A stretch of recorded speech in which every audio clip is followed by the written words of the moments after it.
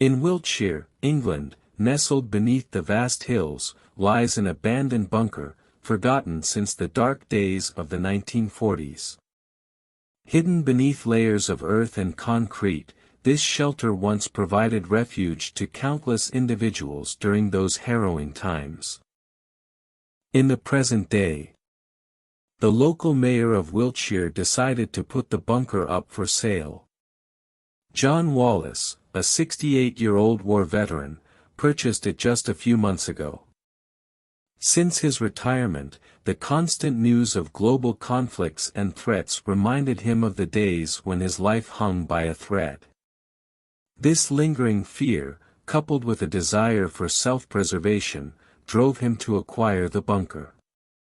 However, his decision stemmed from something deeper, something less apparent, a desperate attempt to escape the haunting nightmares of his past. John bore the scars of a traumatic event that had haunted him since he was 36. During a military operation in South Asia, amidst a dense, dark, and humid forest, something so horrifying occurred that he fled the mission, an operation that went disastrously wrong, leaving 3 comrades behind. He never spoke of the incident again, but the nightmares persisted, bringing back shadows he wished he had never seen. One September morning, John Wallace finally decided to visit the bunker to begin its renovation. The path leading to the bunker was treacherous, but for John, it was nothing extraordinary. During his days in the Great War, he had traversed far more perilous terrain. After some time, he reached the bunker. From the moment he stepped inside, something felt off. The walls, marked with handprints that seemed etched into damp cement, appeared almost watchful. Yet he pressed on. As he began the renovation process, John stumbled upon forgotten objects, a chessboard with pieces scattered out of place, an old radio emitting static, and a notebook. Most of its pages were blank, except for the last one, where a message was scrawled. "You are not alone." The words seemed to be written in what looked like red ink, or could it have been dried blood? For a brief moment, John assumed the notebook's owner had endured something dreadful during the war. John often worked late into the night, using the long hours to avoid being left alone with his thoughts.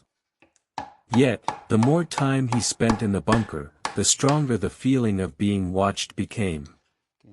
Especially at night, the sound of his own footsteps seemed to stretch unnaturally, as if someone, or something, was following him. At first, he dismissed it as the quirks of an old structure, but this explanation quickly unraveled when whispers began. Barely audible, they seemed to drift from the darkest corners of the shelter. Determined to get to the bottom of it, John installed cameras throughout the bunker, a decision he made after rewiring the electrical system. This came on the heels of unsettling incidents, food vanishing from the room he'd chosen as his quarters, and tools inexplicably appearing in places he hadn't left them. One early morning, while reviewing footage from the security cameras, John saw something that sent chills down his spine. In a dead-end corridor where there should have been nothing, a blurry figure stood motionless.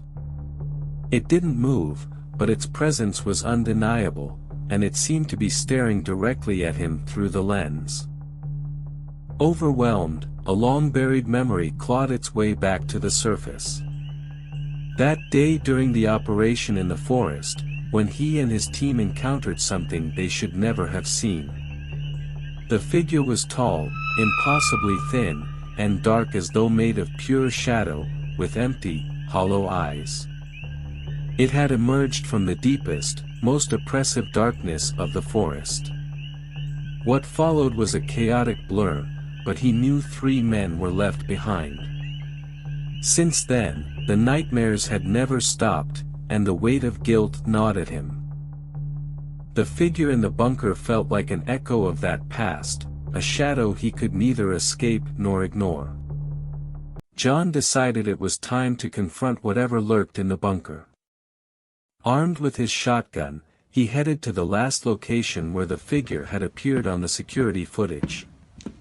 When he arrived, he found nothing, just the concrete wall of the dead-end corridor, seemingly innocuous. Frustrated but determined, he began tapping on the walls, searching for anything unusual. A hollow sound caught his attention. With considerable effort, he removed a false panel, uncovering a narrow, pitch-black passageway. Without hesitation, he stepped inside, plunging into total darkness.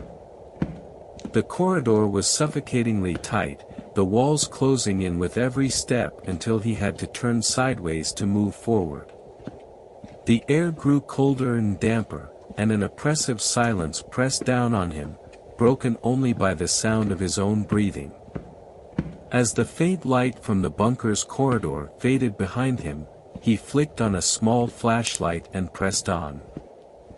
After what felt like hours, the corridor opened into a natural chamber, a hidden cavern carved deep within the bunker's foundations. The beam of his flashlight revealed rusted cans of food, tattered clothing, and dozens of notebooks scattered across the floor. But when the light reached the far end of the cavern, it landed on a humanoid figure sitting completely still, like a grotesque statue. Heart pounding, John raised his shotgun and crept forward, his every movement deliberate and quiet. But as he stepped on a rusty can, the sharp metallic clang echoed like a gunshot in the cavern.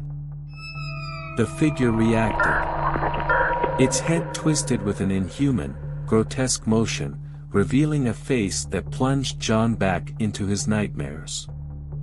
The figure was small, unnaturally dark, and its hollow eye sockets seemed to pierce directly into his soul. In an instant, reality shifted. The cavern dissolved around him in a blur, as if the world itself had blinked. John was back in the dense forest of South Asia, surrounded by towering, moisture-soaked trees. The ground beneath his boots was soft and spongy, and the air carried the pungent scent of wet earth. The shadows among the trees seemed to shift and writhe, as though alive. Suddenly, the sound of leaves rustling and branches snapping shattered the stillness. He spun around to find the source, and there it was. The tall, emaciated figure emerged from the shadows. It stepped slowly out of the tree line, its movements deliberate and unrelenting. John tried to move, but his legs felt like lead. When their eyes met, something deep within him cracked, a sensation he knew all too well, a terrible familiarity that left him paralyzed.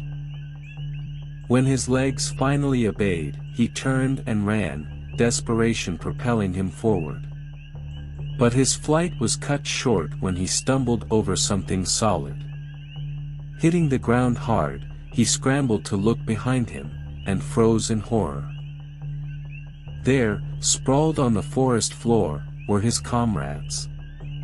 Their faces were pale, twisted into expressions of frozen terror.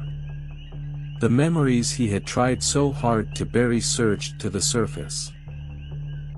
When John came to, he was back in the bunker, lying on the cold, damp floor. Darkness enveloped him, and his shotgun was gone. The small, shadowy presence he had seen before was nowhere to be found.